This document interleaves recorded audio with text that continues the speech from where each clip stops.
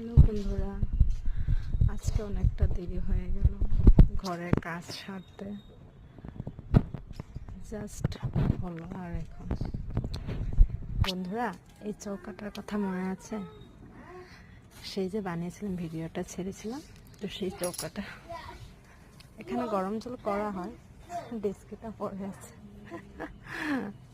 তো তোমাদের সাথে শেয়ার করছি আমার কিছু মুহূর্ত। আমরা কোথায় থাকি সেখানে একটা ভিডিও করেছি আর কি, ঘরের।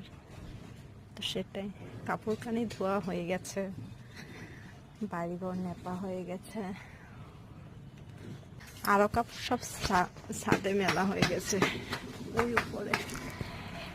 সবাইকে শুভকামনা মাঘ বিহুর।